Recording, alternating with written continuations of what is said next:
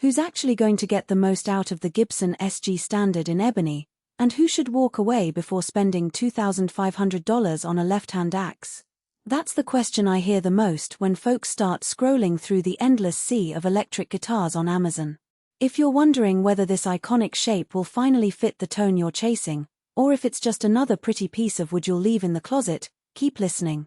Link is in the description if you want to check the product details on Amazon. Let's start with the hesitation most buyers feel. The SG is a classic, but the price tag can feel like a gamble, especially if you're coming from a beginner's Strat or a budget Les Paul copy. The biggest risk is ending up with a guitar that sounds great on paper but feels awkward in a real gig setting, especially when you're left-hand. The SG's slim mahogany body, set neck construction, and famously sharp double cutaway design promise fast access to the high frets, yet those same attributes can translate into a thinner low-end response if you don't match it with the right amp and playing style. In short, the value of this instrument isn't just the finish or the Gibson name, it's how those specs behave when you actually plug it in and start riffing. So, who should buy it?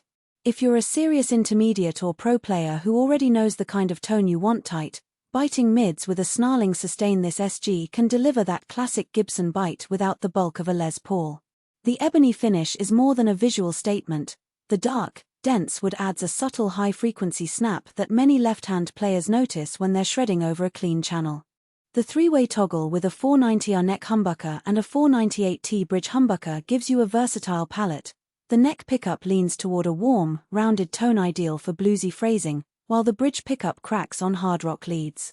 If you play a lot of hard rock, metal, or classic hard blues, and you already own a decent amp that can handle a high-output humbucker, the SG Standard is a natural fit. On the flip side, who should skip it? First, absolute beginners or players who haven't yet solidified their tonal preferences. The SG's neck is a 22-fret rosewood board with a bound acrylic trapezoid inlay slick, but the slim neck feel can be a shock to anyone used to a chunkier Fender feel.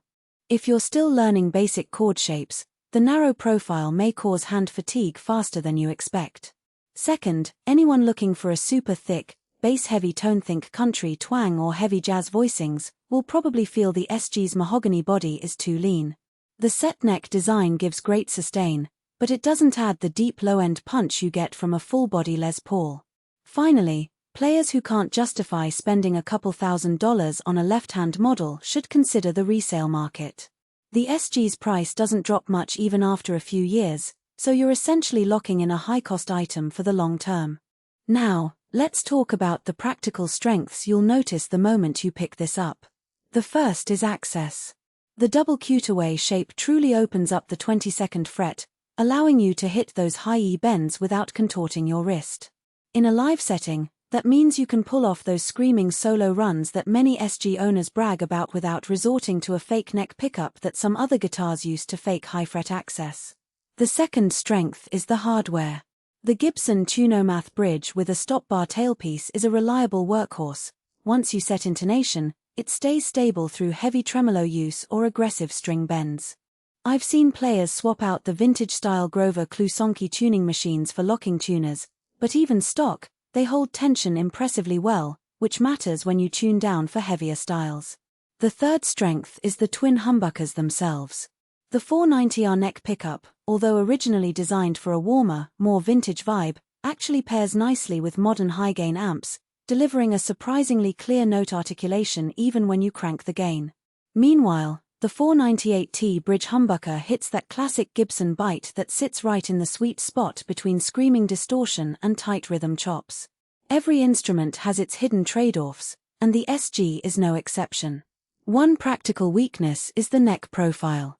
While many players love the fast, comfortable feel, it can feel a bit too slim for those with larger hands or for players who rely heavily on chord-based rhythm work.